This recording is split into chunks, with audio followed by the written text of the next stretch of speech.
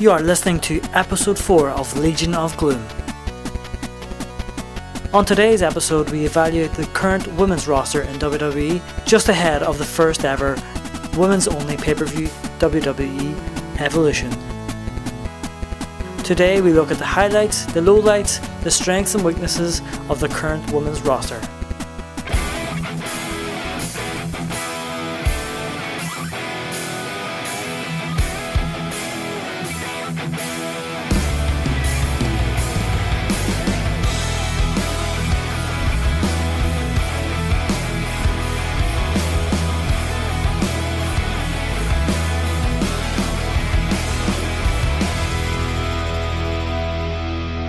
Right, episode 4, Michael, of our Legion of Gloom podcast, following on from our episode last week where we talked about China and all the impact she had for the women's division and beyond. WWE have obviously just announced their big woman-only pay-per-view coming up, Evolution. Yep. So we thought, what better time to go over the whole women's roster and see who's hot, who's not. And we don't mean in terms of looks, obviously. That would be terrible if we were written them like that. But we're going to go through them and see who's on the up, who's maybe on the slide, who's on the decline, and where the women's division are at the minute. What do you think? Well, Patrick, my first thoughts is about the WWE Evolution pay-per-view. Of course, we've seen a few weeks ago on Raw, and it was played up as a big historic moment. I think WWE maybe overplayed it a wee bit, to be honest. I know I might come off a bit heelish saying that, but I really think, I'm sorry to be so negative, and for full disclosure, I have nothing but respect for the wrestlers. I think it's a wee bit too late, to be honest. I think the women's division was really, really hot about 2 years ago, even 1 year ago, even 6 months ago. And I hate to be so negative. I feel like it's a bit of a decline the last few months. And I just can't help but imagine if this historic pay-per-view happened maybe a year ago or 6 months ago, I think the card could have been a lot stronger. I think the stars shined a lot brighter, and I think WWE, in their fear of stars becoming bigger than the brand, has really hurt a lot of their top players in recent months. I'm talking about Charlotte, I'm talking about Asuka, I'm talking about even Sasha Banks. Personally, I feel like a lot of the stars have somewhat declined.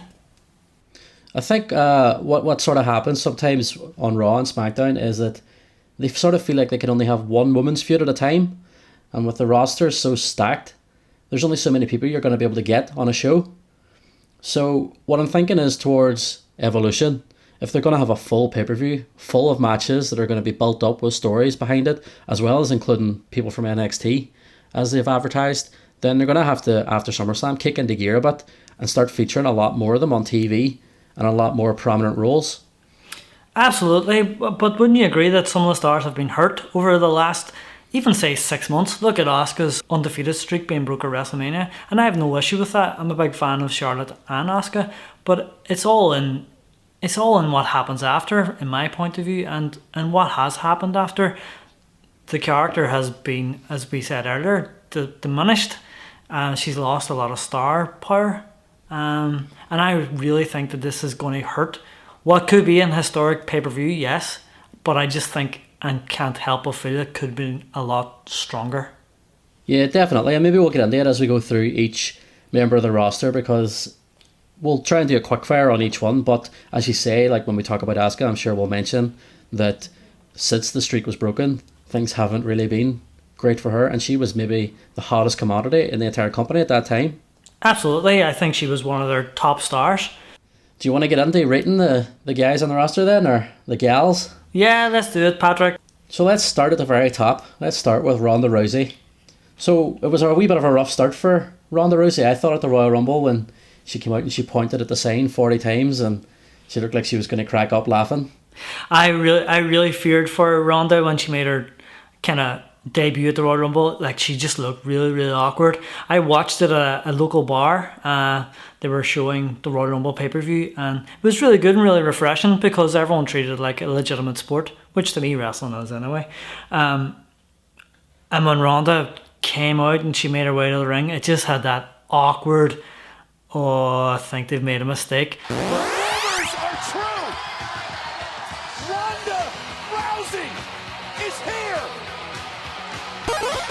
But Patrick, I've been like really, and I'm sure a lot of other people have been too, I've been really, really pleasantly surprised by the success of Ronda Rousey. This could have went horribly wrong. You know how we all are, all us internet marks and smarks.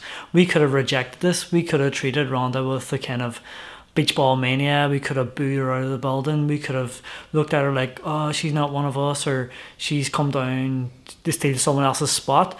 And Ronda so far, WrestleMania, I think she had probably the best match on the card. And she's competed at house shows, and even recently she's had a match at Raw.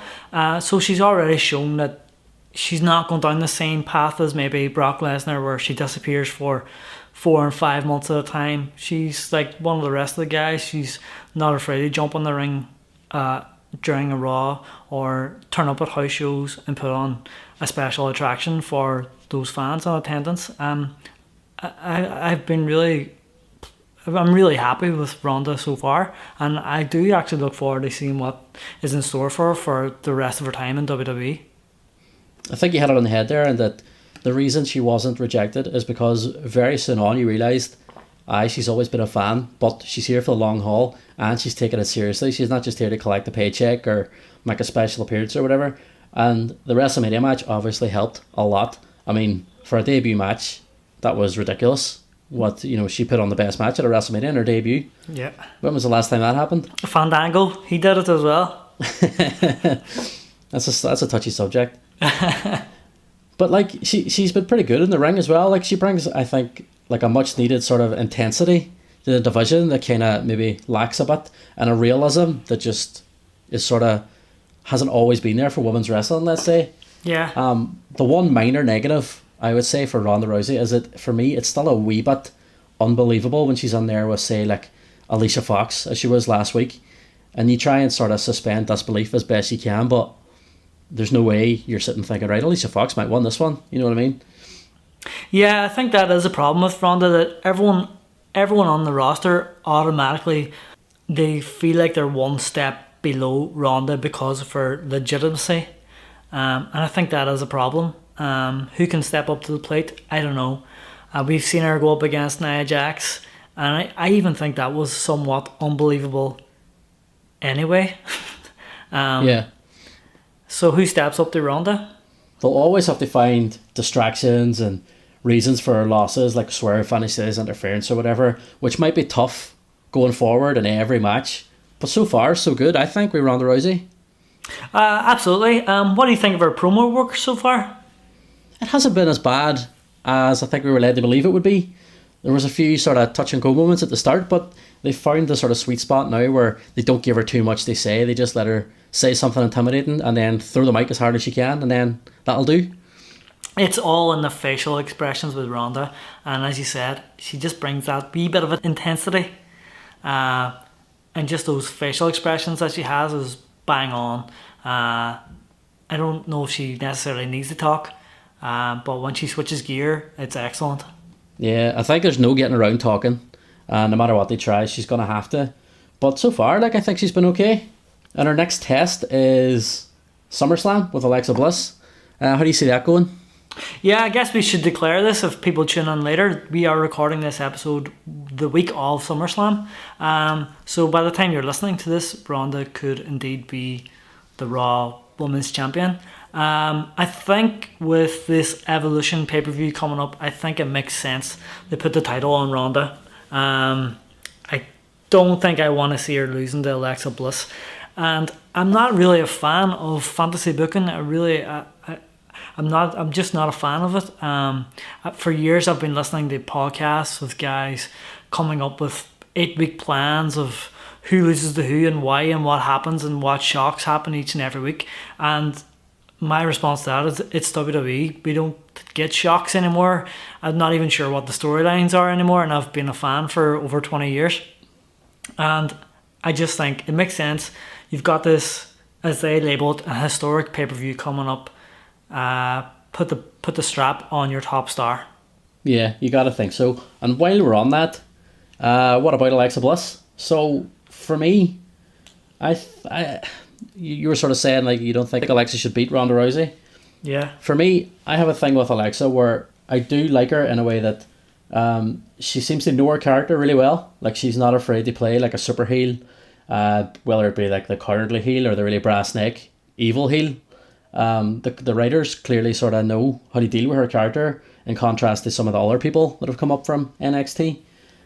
So how do you feel about Alexa Bliss? Okay, so I have a kind of love-hate relationship with Alexa Bliss.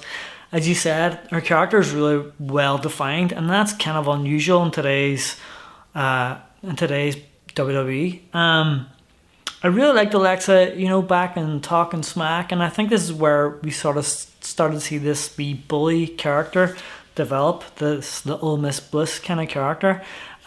She's put on some good matches over the years, I cannot deny that.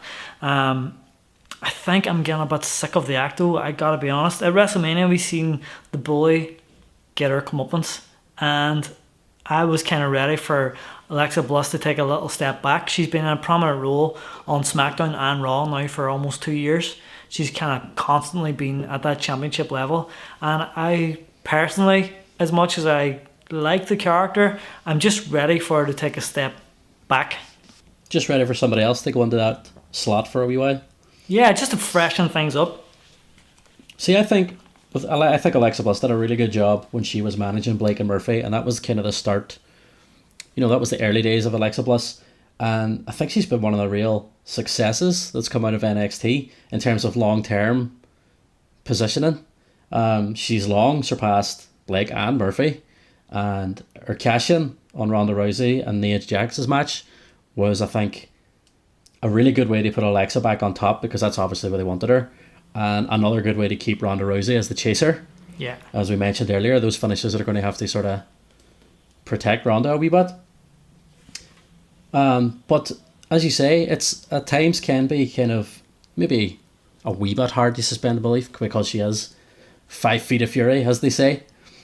But perhaps maybe it is time for, the Baileys, the Sasha Bankses, anybody else to sort of have a chance after the storyline with Ronda Rousey concludes. Yeah, I would like to see that. But I think Bliss is a very valuable member of the roster. I really do. And plus she can do that double jointed thing where it looks like she got her arm broke. Well, that'll be handy for Ronda. So I'm sure we can expect that. Good point, Patrick. I didn't think of that. But yeah, so what about Alexa? What do you think has been her defining moment since coming up? In terms of highs and lows, I think I can only speak from my personal highs and lows for each person. For me, her first SmackDown women's title run was good when she beat Becky Lynch, but her Raw title reign that went on for 200 days or whatever before she lost to Nia Jax, I think that has to be sort of considered her high. Yeah. In terms of lows, I'm just so glad that she didn't try and run with the original sparkly Little Miss Bliss. I like that Little Miss Bliss. She blew the glitter into the crowd. I love that. See, I think if she had have tried to take that up to the main roster, then they would have probably turned her into an actual Pixie or Tinkerbell or something. So she's lucky she dropped that and found some dubstep along the way. She dodged the bullet there. What about Alicia Fox? That's the only thing I gotta say. Alicia Fox. Alicia Fox, she's kind of been a constant now for... It feels like she's been around kind of forever. 2006, I believe, she joined the main roster. Did she come from Tough Enough? I'm not sure. And my earliest memory of Alicia Fox was she was Edge's wedding planner. She was. And she ruined that romantic story between Edge and Vicky Guerrero because Edge decided he wanted a bit. She did. And that was sort of one of those like teaser appearances. She appeared there and then she went missing for a while. She came back and she managed the guy. Oh, what was his name? DJ Gabriel. Do you remember him on the ECW? Don't remember him. It was a very, very short-lived kind of thing. But Alicia Fox went on, and she's a former Divas champion. I don't think she's had a single match that I can sort of remember for any positive reasons. Anyway, I remember she stole JBL's hat one time. No, you're right. They've tried to give her like a crazy character a couple of times now, which I don't know what that says about her behind the scenes when that's sort of what they think of every time they look at her, but it hasn't really stuck for too long. I think our most recent stuff that was memorable was, as we say, with Noam Dar and Cedric Alexander, but it was sort of more so for him than her, trying to, when they were going to do the reveal that Noam Dar was being a prick all along. Yeah. And she was kind of like the secondary title on 205 Live for a while almost, like she got passed between the sort of mid-carders on that show. That's an interesting way of looking at it, Patrick.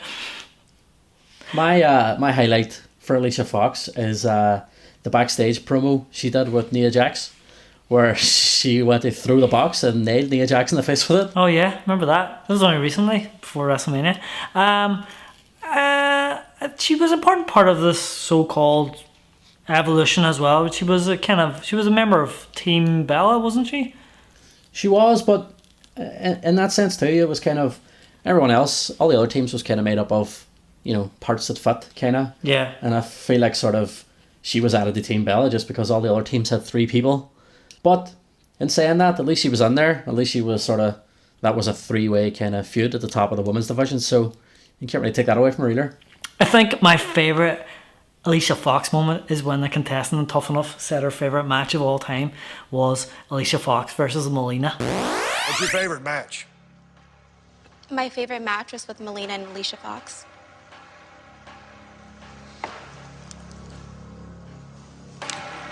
Who? Tell me what you think about Zelina Vega. I think she's got a good hurricanrana. I like how she's not afraid to mix it up with the fellas, and she's a good manager, valet. I think she's great in there. I think at the moment she's the best manager that they've got on all the brands. You talk about Lana used to be like a great manager for Rusev before she sort of changed the style of her character, and Zelina Vega is now the powerful woman behind the man. Yeah, I think they're a really, really, really, really, really good pairing. I actually can't imagine them without each other now as a duo. I think it's a really good act. I think she really complements Andrea Cien Almas, and I think that she sort of saved his career a wee bit, to be perfectly honest. She definitely added like a new dimension to his. I mean, he already had the matches down pat. Like, he was already having the best matches on the card. He just needed something else to kind of get maybe even the higher ups' attention. Yeah, because of before they were paired together, like he was coming out wearing these kind of pimp trousers and braces and hats and stuff. He was a kind of poor man's godfather. And yeah, you're right. He just needed some personality. He just needed something to separate him from the pack. And she brought this new level to his character. And I don't know too much about her background or her wrestling style or whatever, but if she's got it, like, I would like to see her kind of not break away from him, but stay with him and maybe build something there where she's a contender as well, because I love the character. Yeah, absolutely. I don't really have highs and lows for Zelina Vega because she's so new. But all I have to say is a wee tidbit for if you ever want to know if she's going to get involved in the match. Have you noticed? What's this? If she comes to the ring wearing heels, she's probably not going to throw on a Hurricane Rana. If she comes out wearing flats, then she might be getting involved. Well spotted. That's something my missus pointed out. These are the kind of things that maybe we don't notice as men.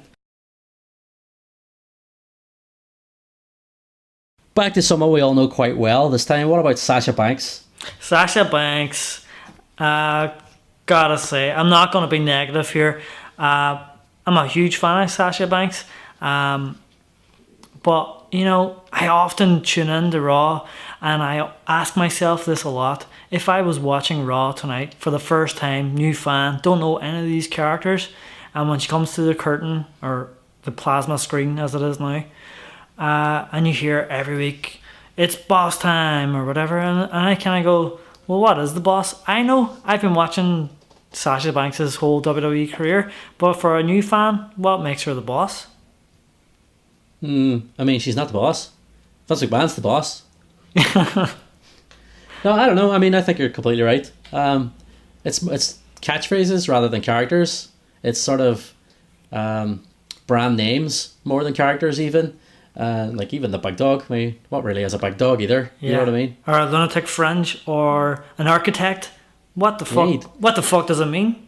The architect worked because he was the architect of the Shield, but the rest is nonsense, especially because Dean Ambrose doesn't have a fringe anymore, so you can't call that no more. Yeah, but not to be argumentative, but for devil's advocate, I guess, or for argument's sake, not to deter from the women. The architect, similar to the boss, if you tune in to Raw tonight for the first time, you're a new fan, and you hear, here comes the architect, or here comes the Kingslayer, what does it mean? I mean, Stone Cold was the rattlesnake.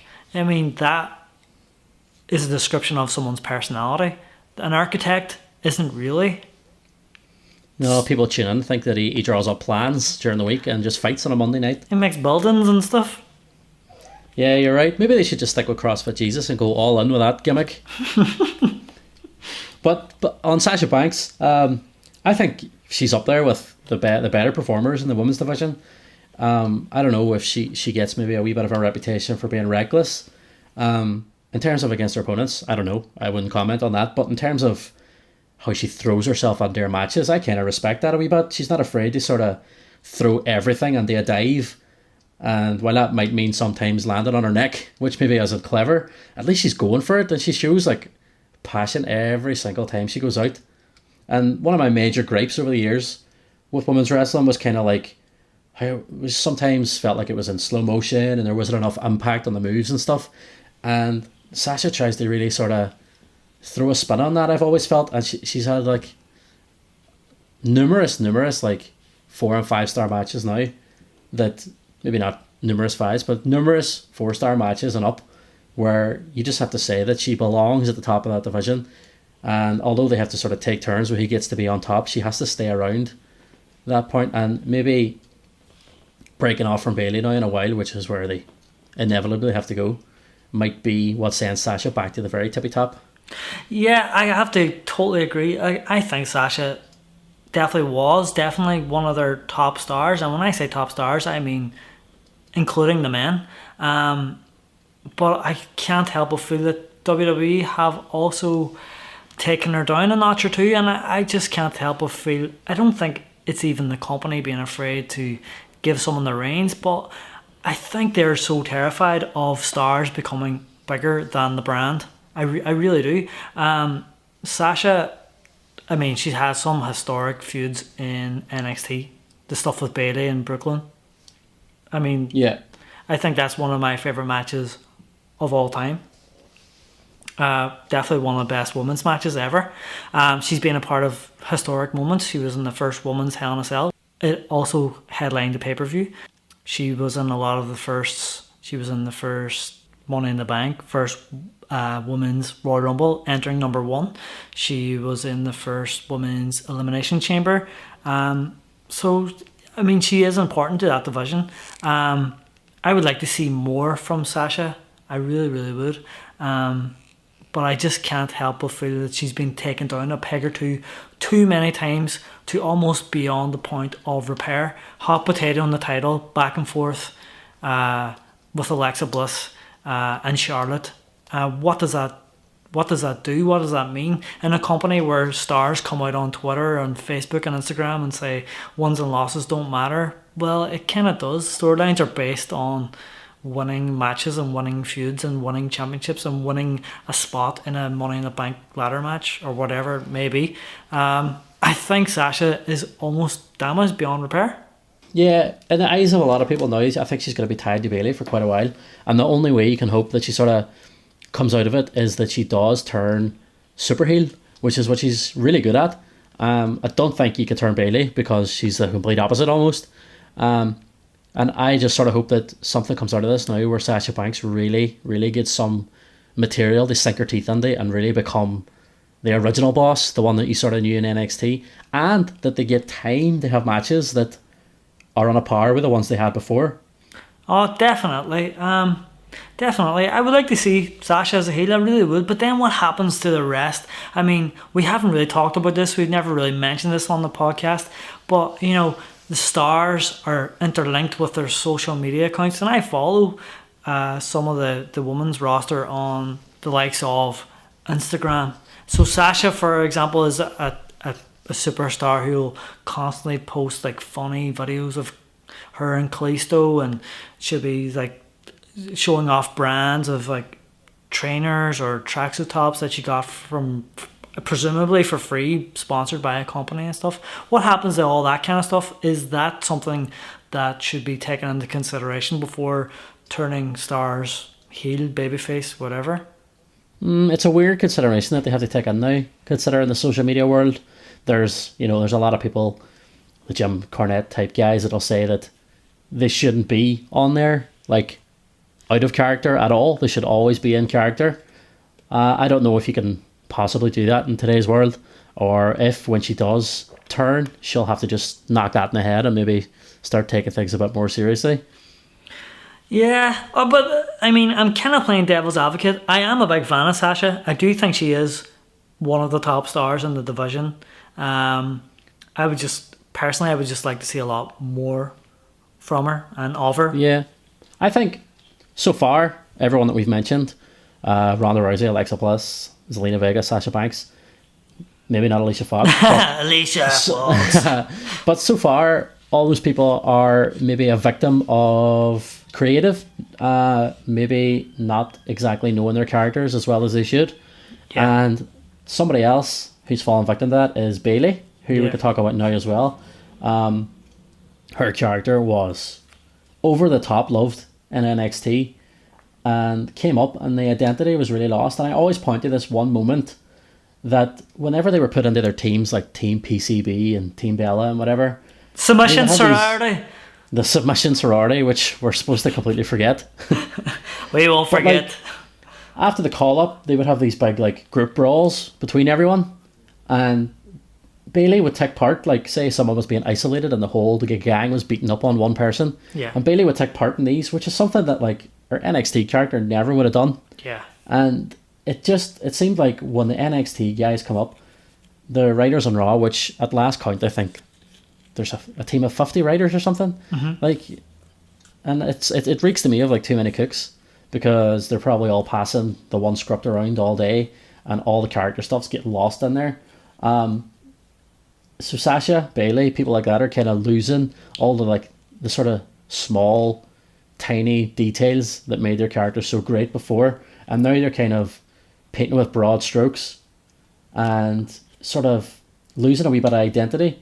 Their story at the minute seems like it's been going on forever. They tried to sort of redo the Daniel Bryan and Kane anger management classes, and I can't remember a single standout moment from it, and it was 4 weeks ago.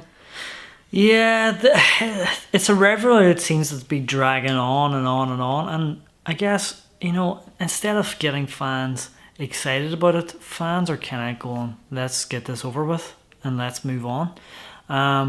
Again, no disrespect to Bayley. Again, huge fan of hers. Again, loved her NXT career. It was great seeing her come up through the ranks from, essentially, basically a jobber, I guess. And her personality developed and developed and developed. The audience just grew to love this character.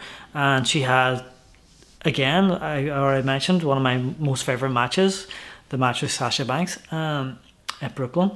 And, since getting called up to the main roster, and we've talked about this in previous episodes, Patrick, the call-up curse.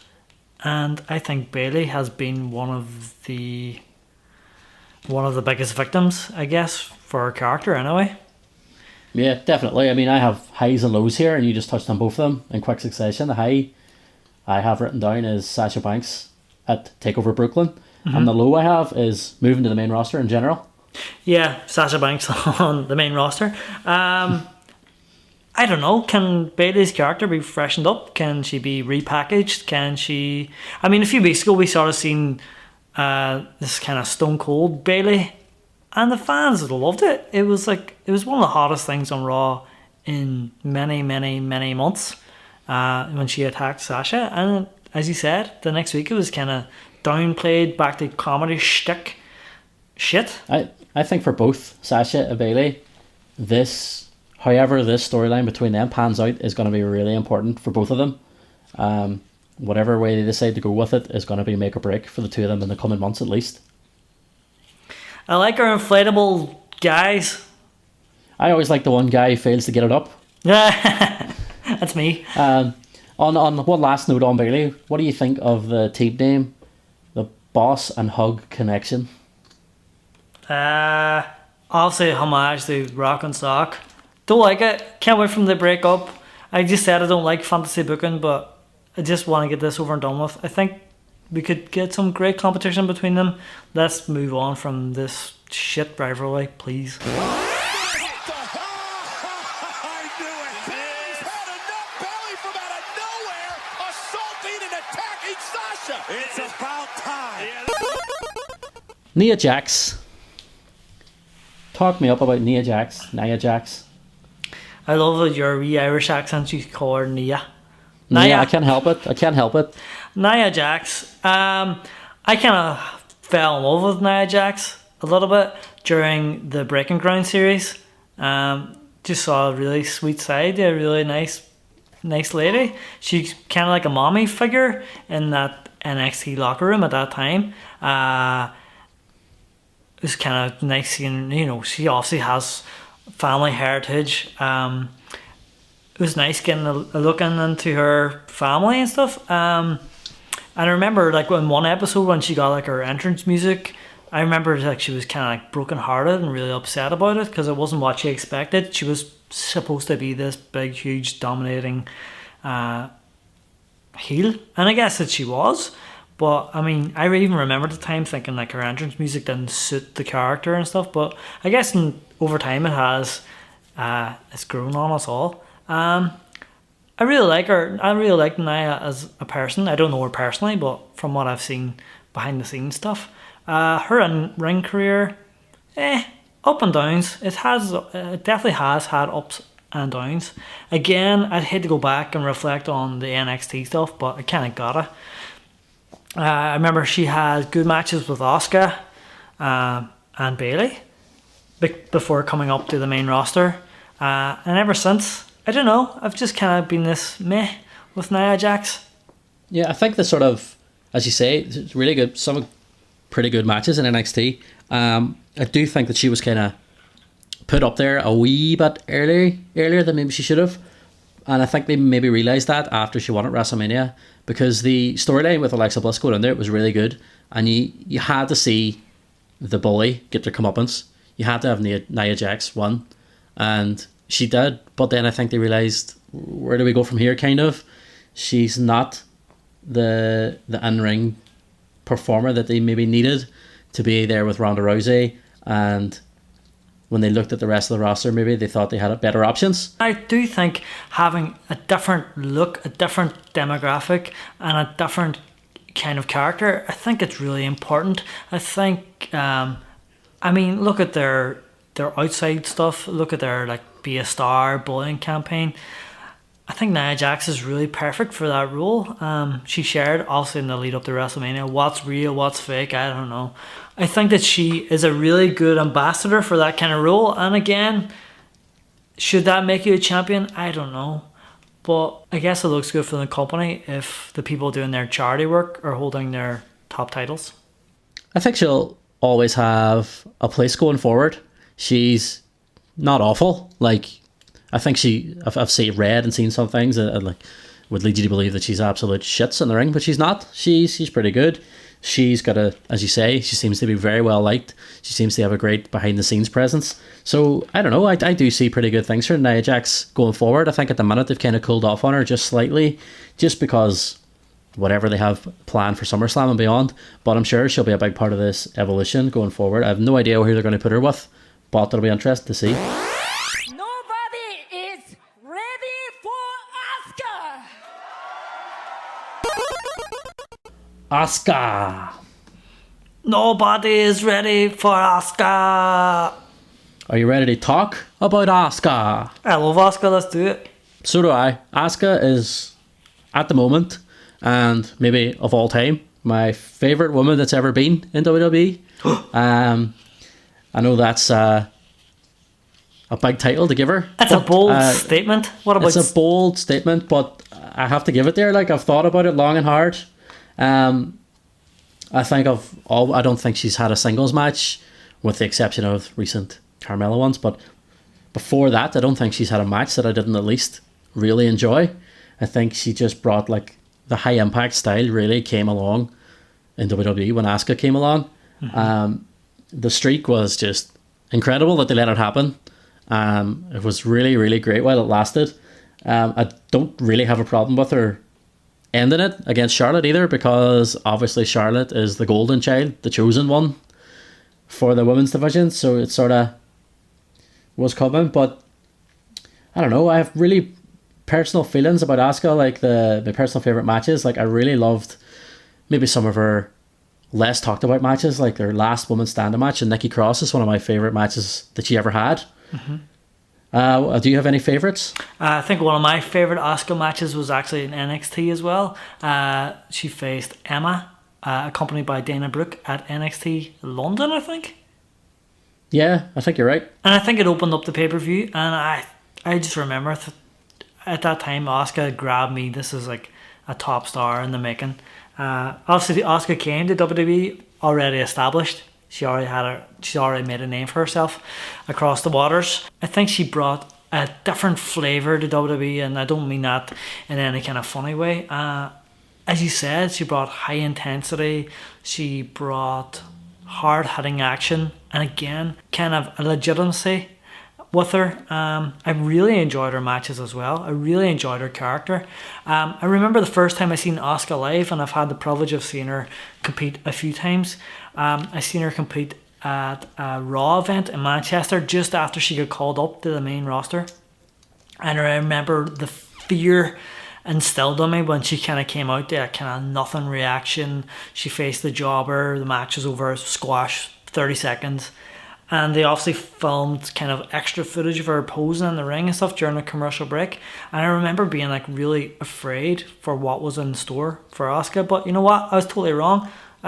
She went on. She won the first ever Women's Royal Rumble. I was really surprised by that.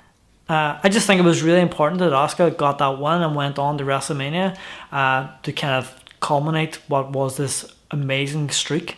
Yes, she lost at WrestleMania, and I didn't really mind that, to be honest. But in the follow-up, I hate to be so negative, and again, kind of being devil's advocate here for sake of conversation.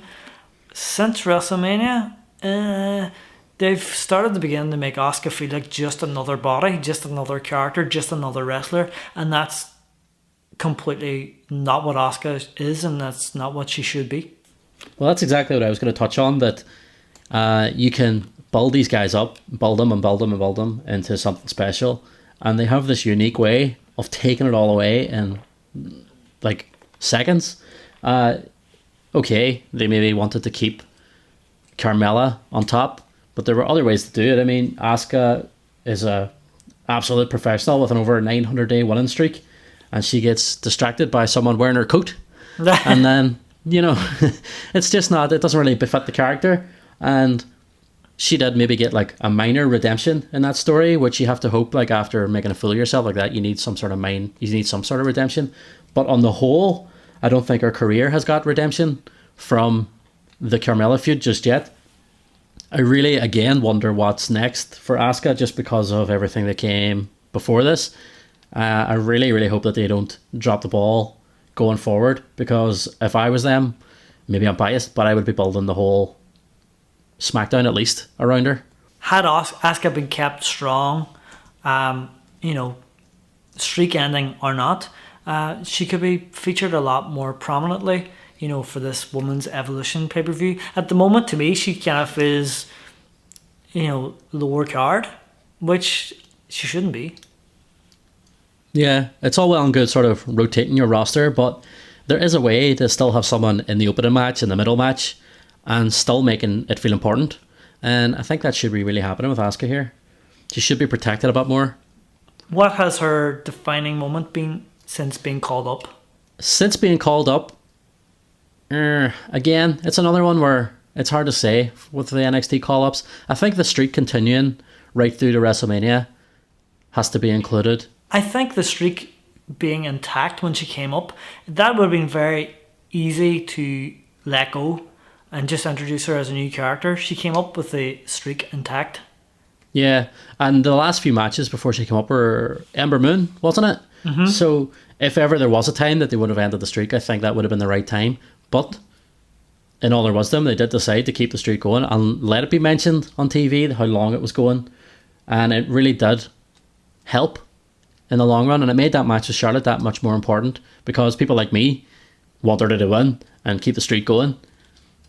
Yeah, I mean, I remember on the lead up to WrestleMania, and there was a lot of talk about was Roman and Brock going to be the main event, or what was going to finish the show. And Asuka and Charlotte was a possible contender. There was a lot on the line, title versus the streak. It was a big enough match. It could have potentially been a main event, co-main event maybe, but it was the second match in the card. I think Asuka will be okay as long as they take a wee break now maybe from what happened with Carmella and that, and they just bring Asuka back now as dominant as she was before. I know she can't be completely dominant all the time. Because she can. It's okay to have a really dominant star. I mean, we all appreciate that. We all appreciate someone who just goes in and kicks ass and doesn't care what anyone thinks. I think this division needs a killing machine. She was that. She's not anymore. Let her be it again. That's what she's good at. Maybe she's suffering from Ronda Rousey being the kick-ass, badass of the division, and maybe they don't want to draw too many comparisons. What's wrong with having a kick-ass badass on both sides of the roster? Yeah, and eventually put the two of them together and see what happens. Exactly. That's what you want to clamour for. This is a long payoff, so you should be waiting for what happens when the top star on Raw eventually meets and cross paths with the top star on SmackDown. Not are Bayley and Sasha going to hug this week, or are they going to push each other around? On to the next one. Our fellow country lady, Becky Lynch. I love Becky. Just putting that out there. I think not just because we share an island, but I'm a massive fan of Becky Lynch also.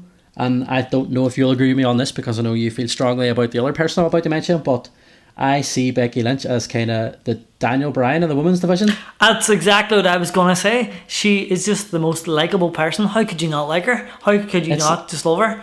And when I think of both characters, I think kind of like, whereas with Bayley, a lot of the like pushing her as the massive face was a wee bit forced. With both Daniel Bryan and Becky Lynch, I think all both of them needed to do was, number one, be good in the ring, and number two, be genuinely likeable. Yeah. And that was enough. The fans did the rest for both those people. Becky Lynch doesn't have the best one-loss record, especially in the past year. I felt like every time she sort of reached just before the mountaintop, she had someone there just to leapfrog her. But the fans have never stopped kind of giving it. And it was the same with Daniel Bryan. He didn't always win the big one, but the fans never gave up. And Becky's endured sort of loss after loss, false start after false start. And Becky's come through it, and I just hope that kind of it continues going forward. They're sort of planting the seeds that her friendship with Carmella, or her friendship with Charlotte, I should say, is going to be on the outs. Because Charlotte, again, is someone who's come in and leapfrogged her straight into a title match. So I'm interested to see where that goes. I couldn't have said any of that better myself, Patrick. I'm a huge fan of Becky Lynch for those reasons that you stated. She's just really genuine, really likeable. She shows a little bit of personality. She shows a little bit of passion. She goes out and has good to great matches. I think that she is someone who will be around the WWE for years and years and years to come. She was the first SmackDown Women's Champion, is that right? Yeah, it was. And to think she almost tried to do an Irish dancing gimmick. Imagine how that would have turned out. Becky. But no, as you say, like, she was the first SmackDown Women's Champion, and that's definitely one of the highs. I mean, as a personal favourite, I love one of her matches. I think it was NXT Unstoppable. Was that the name of a show? It was, wasn't it? Yeah. Against Sasha Banks. Yeah. So that and the SmackDown Women's title have to be like a career high. And when I think about sort of lows for Becky Lynch, the only thing I can really think of is that she seems to be kind of an extended kind of holding pattern where they're kind of trying to figure out when to pull the trigger. Yeah. I think Becky's almost like the poor cousin or something. Like, even the triple threat match at WrestleMania 32, I want to say, for the new Women's Championship. You remember that? Even like the entrances, I remember like she was accompanied by Snoop Dogg, sang her song. Charlotte also had the pyro and her dad and the robe. and Becky comes out with her wee hat and her wee smoke. She doesn't get special treatment the way other people do. And you know what? That's us. That's the Fighting Irish. We just get on with it. We don't want special treatment. And I think her character resembles that a wee bit. I think, again, like we said earlier, she didn't need that flashy stuff, and the fans still want her there, which says a lot for her character. Becky Balboa is a lady of the people. Yeah, I would like to see Becky go to the top. I really would. I know she's already been women's champion, but I would love to see WWE just hand her the reins for a little while, and let's see what she can do. Rage because I'm gonna be bringing a lifetime of straight fire, which is everything that I am, and I am gonna slap you back into the past. So I'm going to quickfire a couple of names at you before we get back into doing more in-depth ones. And you can tell me what you think of the past, what you think of their future, what do you think of them in general. So we're going to start off maybe with Naomi. I like her flashy entrance. I think she is a really attractive star for young girls. I think that's important. I like her. No, it's like you said earlier with Nia Jax, that in what we've seen of them backstage and, you know, Total Divas or whatever, you can talk about how they're mixed up, but I think Naomi comes across really genuine in all her backstage interactions. She's cried winning titles. You've seen how much it's meant there. And as you say, great in the ring. She works on all those dancing stuff pretty well. She's come a long way from the Funkadactyls, which was something I never liked. Somebody call my mama. And I'm glad to see that everything's evolved since. I think there's plenty to do with Naomi there. If they ever wanted to try and give her a bit more edge, they could stick her with the Usos on TV and she'd be set for a pretty drastic change. But yeah, all positive as regards Naomi for me anyway. What about the Iconics? I'm kind of indifferent to the Iconics since being called up. I don't know. I haven't really seen enough of them, to be honest. They kind of faded in the background pretty quick for me. They kind of perfected the super annoying best friends stuff down in NXT, like two over-the-top sorority girls, and they did some great work. But it was mostly their kind of backstage mobile phone videos where they would just pester people. But again, since coming up to the main roster, it's been lost a wee bit, and I don't think they get the time that they did on NXT to kind of perfect what they did. I think Peyton Royce seems to be the front runner of the two of them. I think she seems to have it a bit more in the ring and on the mic, but not taking anything away from Bully Kay either. It started off pretty good for them on SmackDown. I think they beat Asuka and Becky Lynch in their first match. But everything since then has been a wee bit quiet. They've been there since April, and it's been pretty lackluster so far. I think if the rumoured women's tag team titles come in, you have to imagine that they'll be in the running. But so far, probably a wee bit too early to say on the Iconics. What do you think? Yeah, I think it's too early to say. I would like to give them a little bit more time before I make any harsh judgments. But yeah, I'd like to see more from them. And in contrast, what about to a tag team that have sort of done it all? What about the Bellas? They're still listed as roster members, even though we haven't seen them for a while. Yeah, they kind of pop in and pop out, and no doubt they'll be here for the Women's Evolution. I really like the Bellas for a time. I think they're important. They're hot commodities.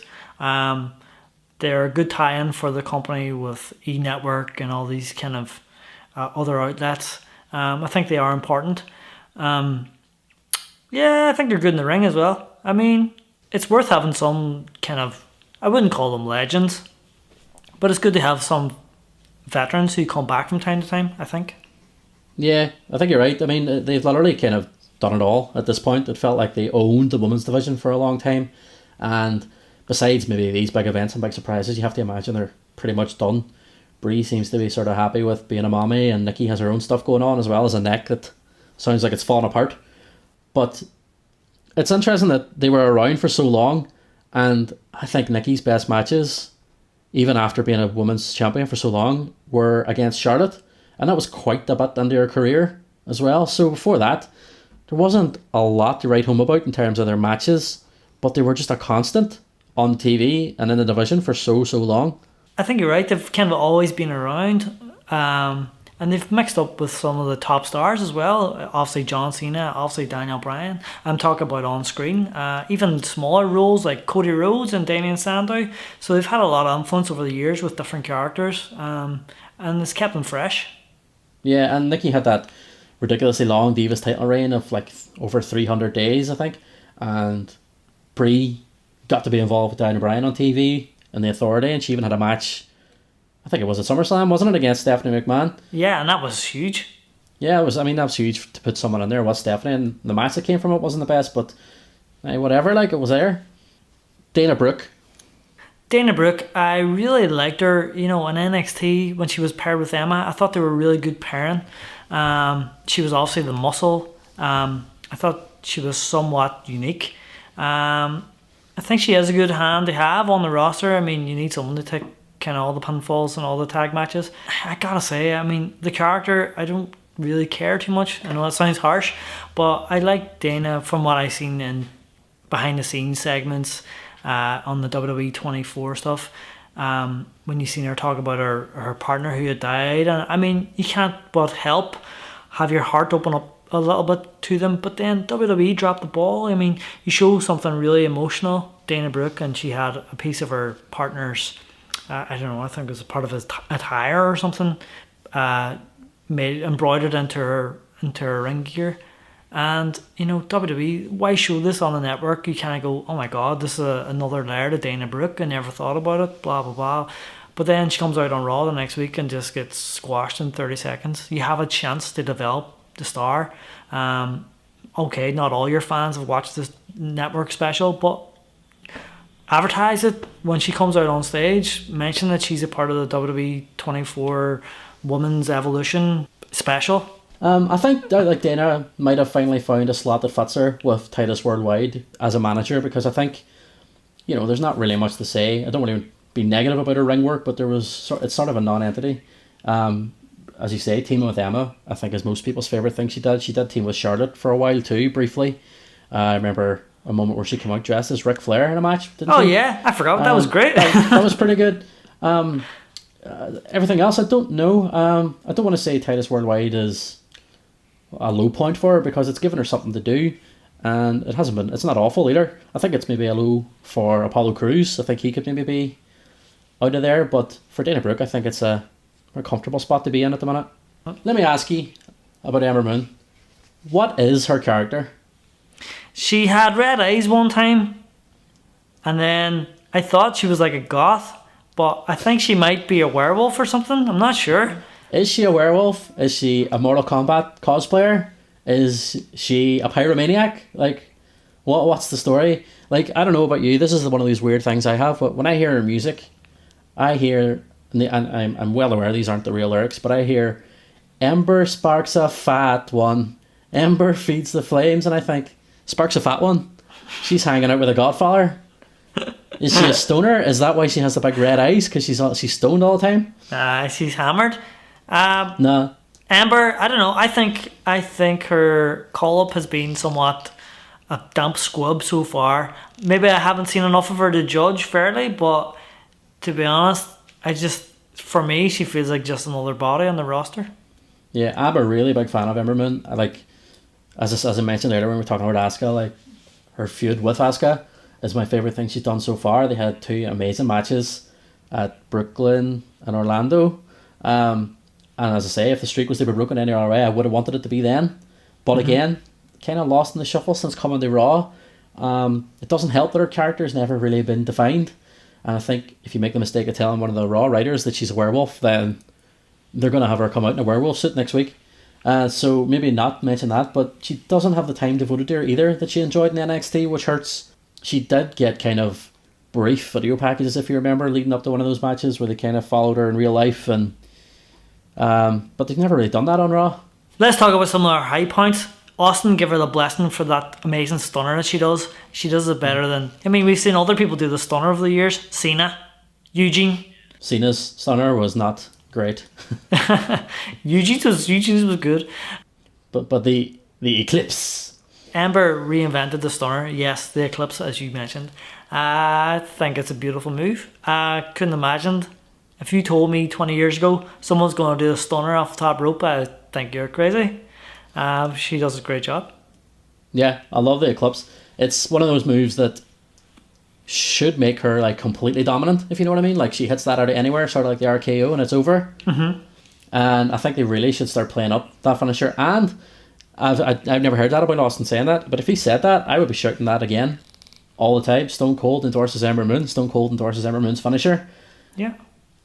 I mean, because he was very vocal when Cena was doing the springboard stunner. He came out and he was like, you know, use the move, okay, but win some matches with it. Put a little stank on it. Yeah, it was like, win some matches with it. I mean, it's like the DDT.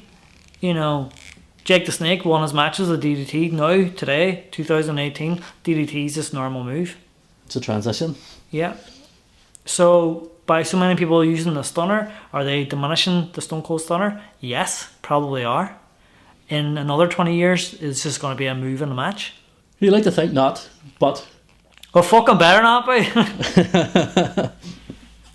So let's move on to one of your personal favourites, I imagine. Fabulous. Dum, bum, bum.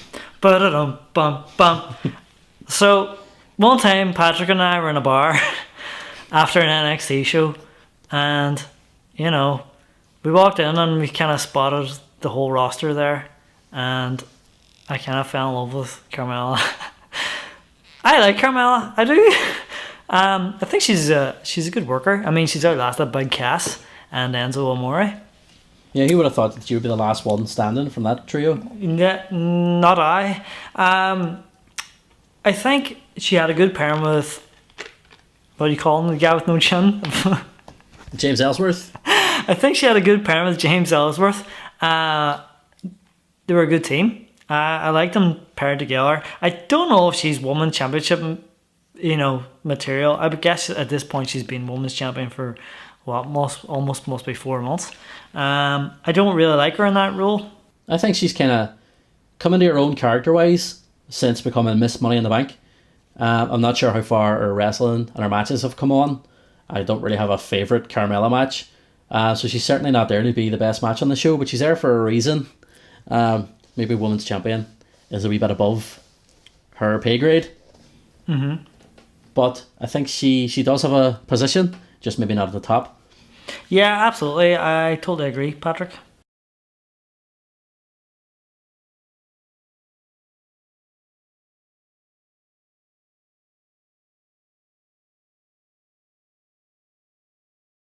What has been Carmella's defining moment? Has it been winning the championship or winning the Money in the Bank twice? What is it? You could say those, but I think the most important thing that happened in Carmella's career was breaking away from Enzo and Cass. If she had come up on the main roster at the same time as them, God knows where she would have been when they had their troubles and their concussions and their allegations and their arguments backstage. She might have been tired with that brush along with them, but she broke away from them and she's been the most successful of the three by a mile at this stage. Yeah, it's kind of a blessing that she wasn't brought up. Yeah. Remember it was on Breaking Ground and they kind of broke the news that Enzo and Cass is coming up, but Carmella wasn't, and Triple H was like, Carmella's not going with you. We have great plans for her, but not right now. And there you go. Hindsight 2020. Yeah, Triple H knows. He knows the crack. And she was in Triple H's entrance at WrestleMania one year. And wasn't Alexa Bliss too? And Charlotte. So there you go. And now they're the three favourites now. 3 golden children. Speaking of, what about Charlotte? Proud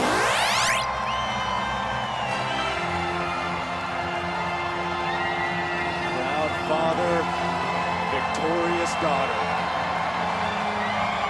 An emotional night in Flair country.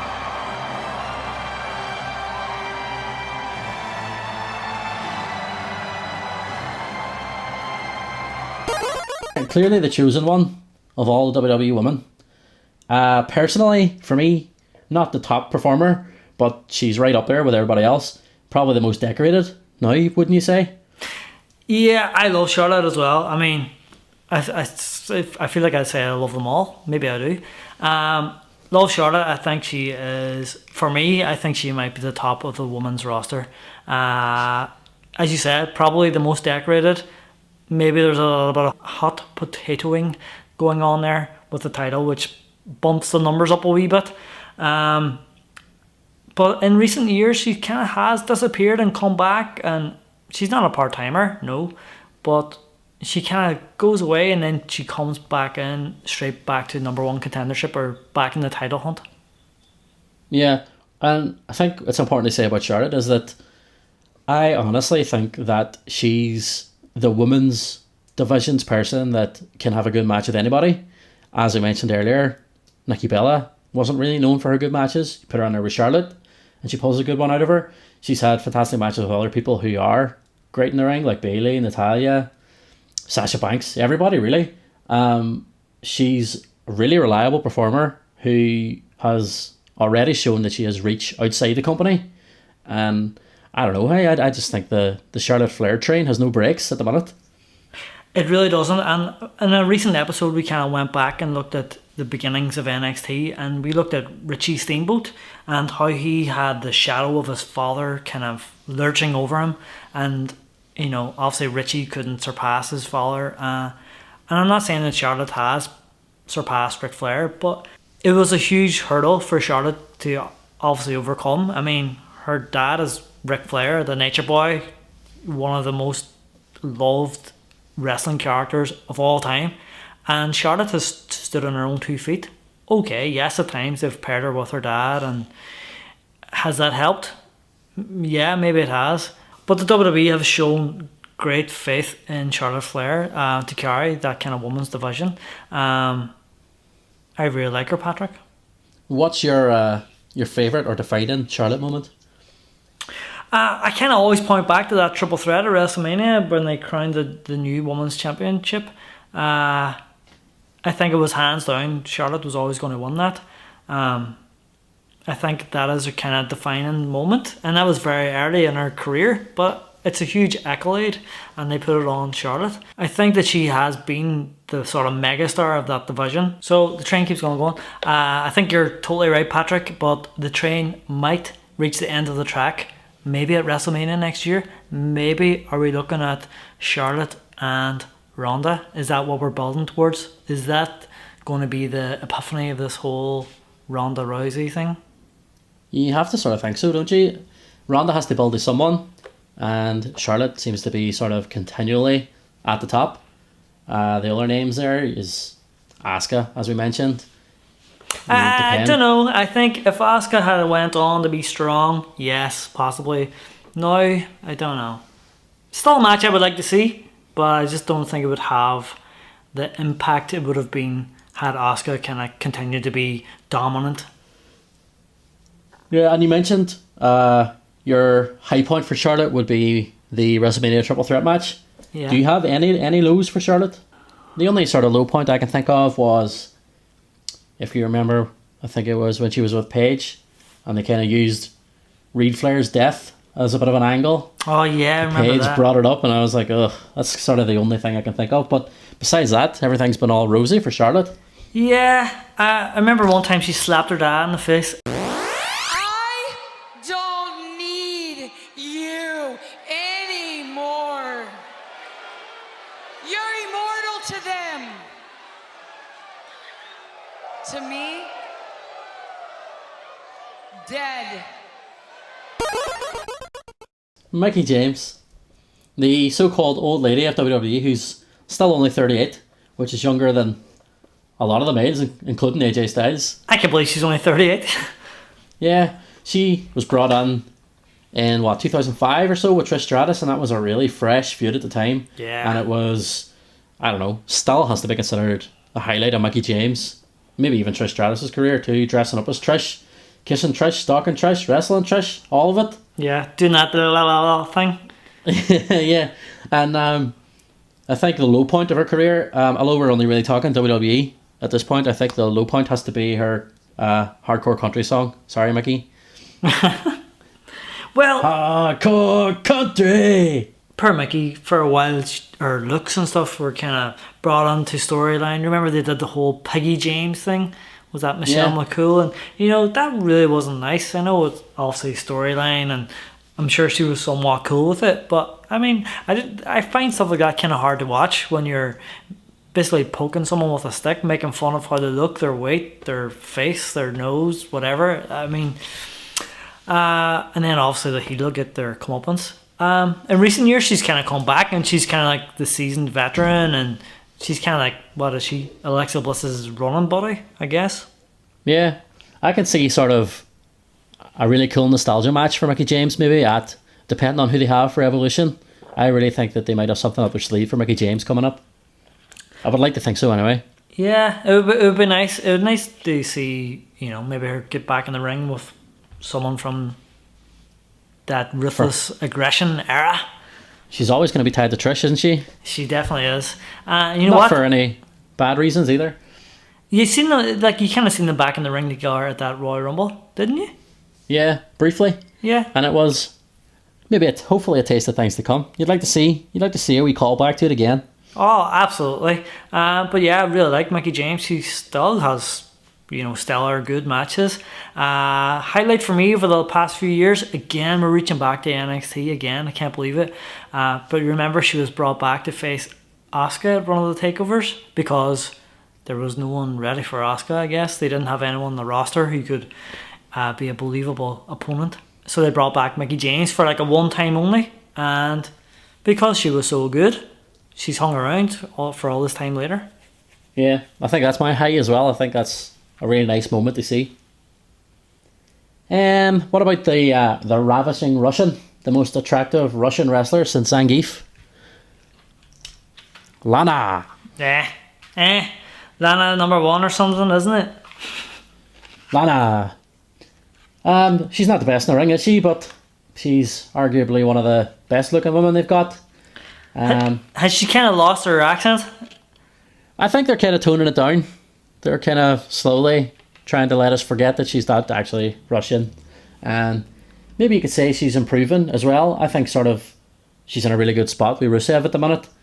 I think she was at one point the most over part of his gimmick in the early days.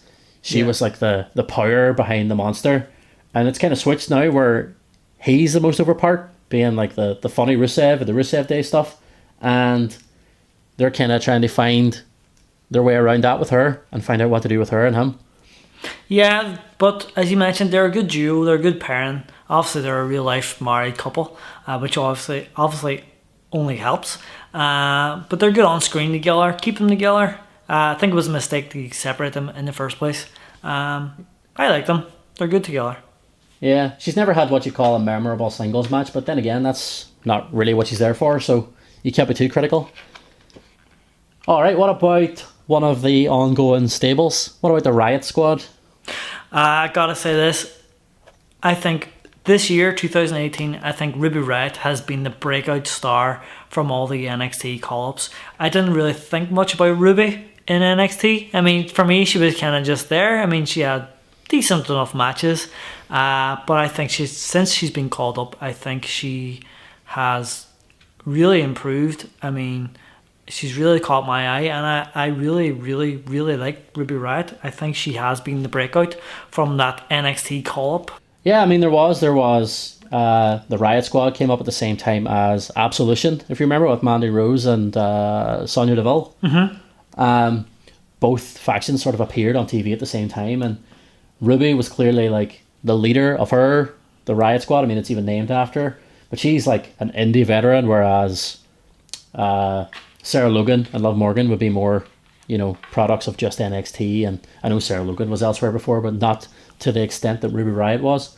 My problem with the Riot Squad is that whoever's writing for them must have absolutely no life experience, because their idea of 3 like punk rock rebels causing havoc backstage is just pushing over a stack of papers and kicking a box here and there and roughing up someone's hair and cutting their tie.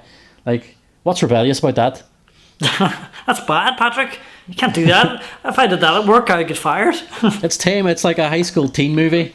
It's not what 3 punk rock rebels would be doing backstage at a wrestling show.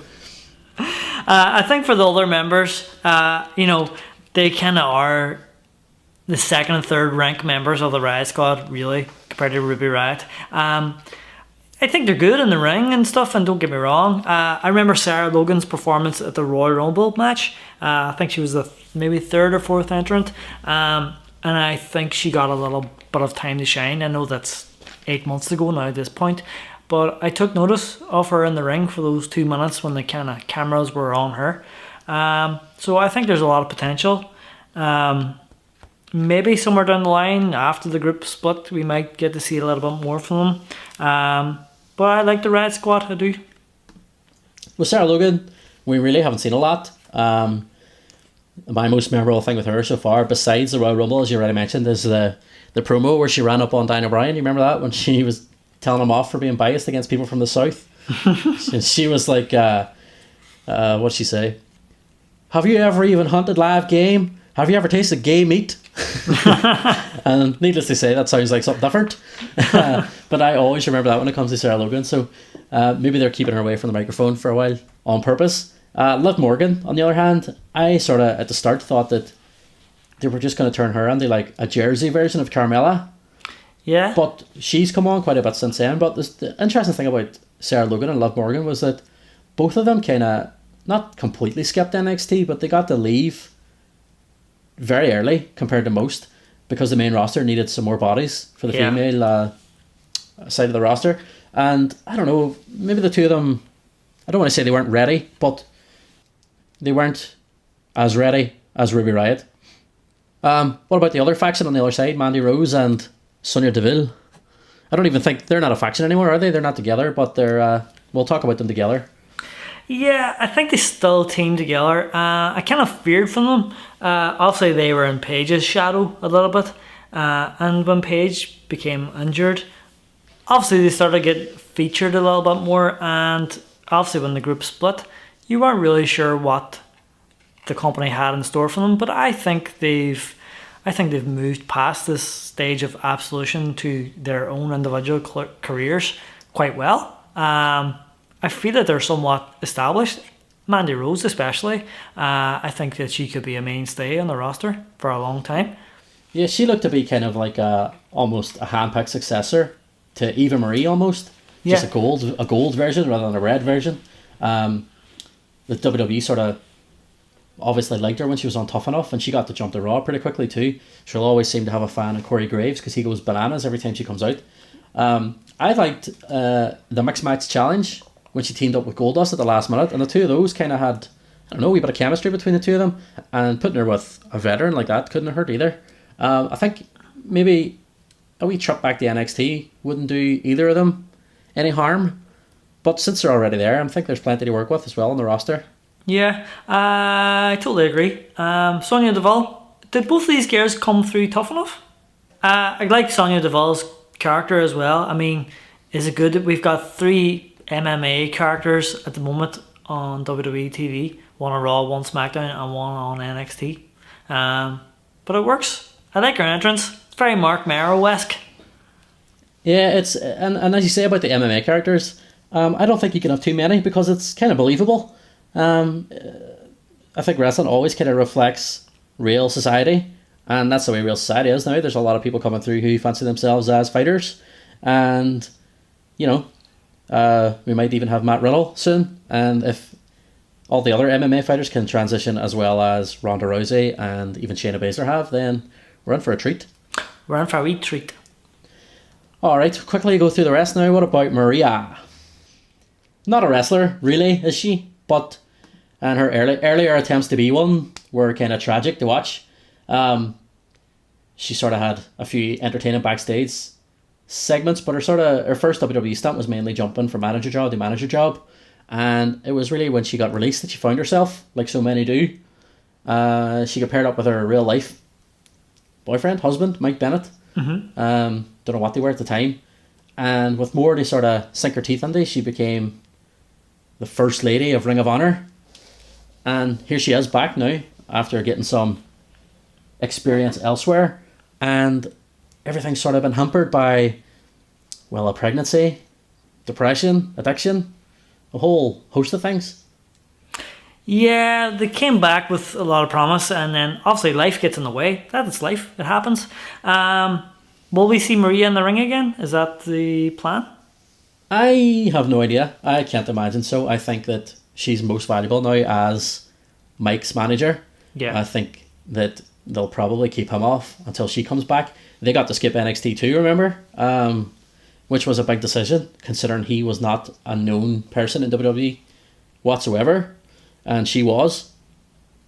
Can Maria go into the Hall of Fame? Maria, I think maybe eventually they'll put everybody who was in Playboy in there. Yeah. We should have a Playboy class one year. The Playboy wing. Yeah. Well, is Hugh Hefner in? I don't think so. Don't think he made it to the celebrity ring before he passed. He should be. He should be on too. I've got a low point for Maria's career though. What's that? You remember at WrestleMania? I think it was the year that she did the Playboy. They had like a Playboy theme match, but Snoop Dogg was involved, and she had to kiss Snoop Dogg after the match. Yeah. She probably got a contact high from that, so I'd say that was probably the worst part of her career. Paige. We talked about Paige quite a bit on our NXT episode, didn't we? Yeah, if you want to hear us talk more about Paige, check out our episode 2 on NXT beginnings. But we stated there, we both have a lot of admiration and respect for Paige. Such a young star, and it was just such a shame to see her in-ring WWE career end so quickly. I've always enjoyed Paige. I've always enjoyed her promo, her in-ring work, and I really like her as this SmackDown GM. I really do. I think she fits that role perfectly. Maurice. Well, she wrestled with the WWE as early back as 2008 and was Divas Champion back then, but the Maurice we see nowadays is obviously a completely different Maurice, and the division we have back then was a completely different division. I think she's maybe more at home in this role that she's in now with The Miz. Yeah. The best thing I think Maurice has ever done was in the build-up to that match at WrestleMania when they did the mock Total Bella skits with Miz and Maurice as John Cena and Nikki Bella. I think it's always nice to see a little bit of someone's real personality shine through. Obviously, she's a really funny girl, and it came across in these segments. They made it work. I think they obviously have big things or they have like a big respect for the Miz and Maurice because they've given them their own reality show, and I think that it's only going to get bigger from there if the show does well. Especially Miz is already in a high point of his career, you would say, and as soon as Maurice is ready to come back, I think she'll be back. Do you think that Miz being paired with Maurice as his WWE character, do you think that helped the Miz? I think no matter what you gave the Miz, he was going to do something great with it.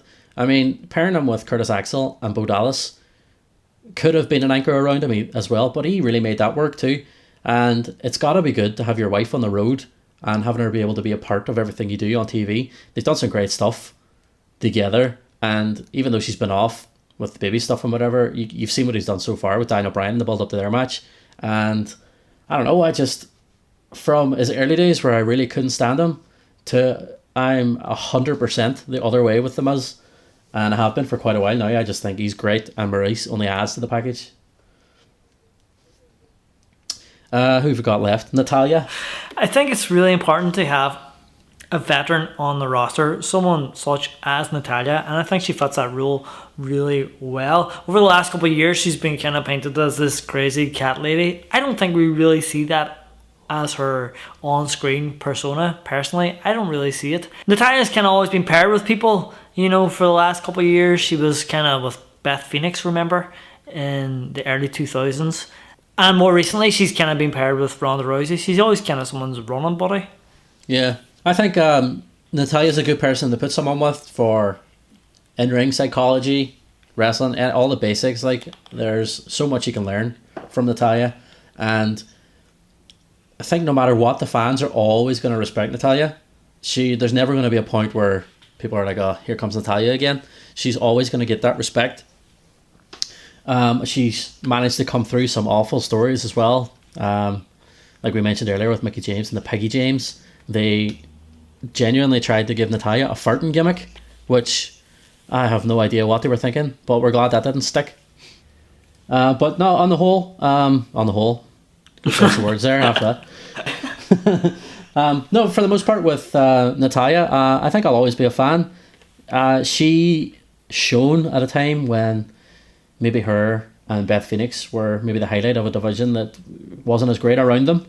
And I think she's always maintained that level of professionalism. She's always been like a great ambassador in and out. She's great on Total Divas. You've seen her, you got to know her family and you got to see all the stuff that she's been through. She's a heart. She's always going to have the legacy. Natalya, total respect for Natalia, and I hope when the time does come that she decides not to wrestle anymore, that they give her a really, really fitting send-off. Alright, one left. Tamina Snuka. Tamina... Is Tamina still on the roster? Tamina stinks. Nah, don't want to be too harsh, but I think she's quite possibly the weakest member of the whole roster. I've never really been a fan. Yeah, I guess Tamina's had some hardship over the years. I mean, again, she's got that kind of lingering shadow of her dad's career. And then obviously, remember a few years ago, all the kind of stuff came out about Jimmy Snuka and this kind of unsolved murder. And I mean, all that kind of stuff had been hanging over Tamina. She's always kind of been the bodyguard. Recent years, she was paired with Lana. She's kind of always fitted that role. Even she teamed with Sasha Banks and Naomi. She was a silent character in the background. For me, my personal Tamina highlight was in the Chris Jericho version of Tough Enough. And remember they did like the live sections at Full Sail. In this 1 week, all the lady competitors had to take a splash from Tamina. So Tamina delivered 10 in a row top rope splashes on live TV, and she was like totally exhausted after like the first three, and Sasha Banks and Naomi at ringside just going, "Come on, Tamina," and like none of the competitors are selling it or anything. Oh, it's terrible. That's awful. If the conspiracy theorists are to be believed, like, she'll always be around, because no, I'm not going to touch on that. Never forget that. I want to know. I was going to say because Vince McMahon covered up her dad murdering that woman, but let's not say that. Do you have a favourite Tamina match? Didn't think so, Maggie. Nah, that's lousy per Tamina. But you lied, Patrick, you lied. What? You said that was the last female on the roster. Well, who have I left out? You left out the most important, most dominant, most significant female competitor there's ever been. Tell me. Stephanie McMahon. Oh, the architect of the women's revolution. Yeah. It all goes back to Stephanie McMahon. Well, what do you think about Stephanie? Look, I think Stephanie has her place. I kind of hate that she always, when she does come back, always just gets to belittle someone new. I think she is better off away for long periods of time and then coming back for the odd appearance. I think she does have to be involved with every announcement that happens with the woman when it kind of isn't her, if you know what I mean. Yeah. I think she takes a wee bit of credit away from all the gals. But, you know, I don't really have this hatred for Stephanie McMahon that a lot of the internet and a lot of fans seem to have. I really don't mind. WWE's a business. Vince McMahon's the owner. Stephanie and Triple H are figureheads. It's her job to go out there and get ahead of things. It's her job to go out there and kind of brand things and put catchphrases on things and trademark things. So it doesn't bother me too much. I'm not too fussed. As you can see as well, I mean, the last time she got in the ring was against Ronda Rousey in that tag match at WrestleMania, and she did her job great too. So, I don't want to be too harsh. I totally agree with you, Patrick. I mean, we could sit here and we could be really negative, but you know, at the end of the day, it's a TV show, and as you said, WWE is a business. And yes, okay, when Ronda Rousey's on screen, they play up everything because they know it's going to be on SportsCenter and fucking Fox News or whatever. And as you said, it's a business. It's things that they gotta do. They gotta promote themselves. They gotta put their trademarks out there. They gotta package things and patent things, and that's just life. And Stephanie McMahon, she's been a big part of WWE, WWF, kind of for as long as I've been watching it. So she's come a long way since being chained to that boiler by the Ministry of Darkness, hasn't she? Yeah, and drugged on her wedding night, and you know, well, it's funny seeing Stephanie's character develop over the years. Remember, she even was going to have like an incestuous storyline with Vince. Yeah, well, the less said about that, the better. So, having looked at the entire roster that's on Raw and SmackDown there, do you think that they're ready to have an all-women pay-per-view based on the roster we have in front of us? I think it was overdue to have an all-women's event, really. And as I said at the beginning, maybe this event should happen 2 years ago, or last year, or even 6 months ago. There is a lot of talent there, and they should all have the opportunity to be showcased. And it will be nice, and yes, it will be historic. But I got asked this question, again, devil's advocate, in a generation where, you know, everyone kind of gets every pay-per-view now for $10 and everyone's got their subscribership. I mean, what does this women's only event really mean? WWE has their staple audience on the network. You know, the numbers go up and down, yes, a little bit here, a little bit there. Had this happened at a time of pay-per-view, it would have been really, really telling. This is just going to be kind of another event. Historic, yes, maybe. I'm not taking anything away from the talent. But you just gotta wonder, in a different time, how would this event do? Yeah, and not to be contrarian, but, you know, it's a first in WWE, but it's not a first in general. TNA have had plenty of knockouts pay-per-views when WWE maybe could have done one before. But, as you say, it's sort of a wait and see, I think. As you've mentioned, it's maybe just going to be another network special. But I would like to think so. I'm kind of more excited about the Mae Young Classic being aired than I am about the Evolution pay-per-view. But that's because everything's so fresh and new, and it's a ton of people that you don't usually get to see. But I want to remain positive. I want to sort of hope that they're going to book this in the right way. I want to hope that they're going to give everyone the time that they deserve. And I just hope that everybody gets a chance to shine that night.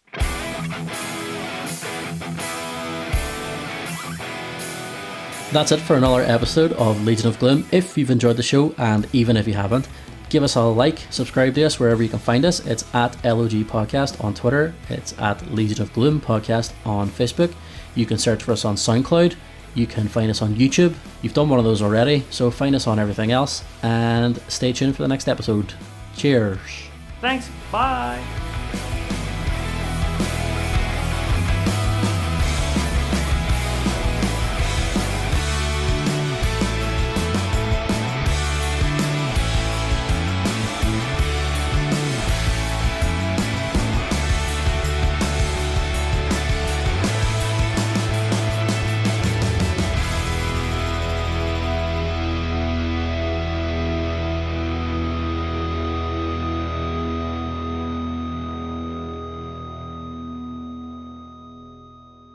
Paycheck.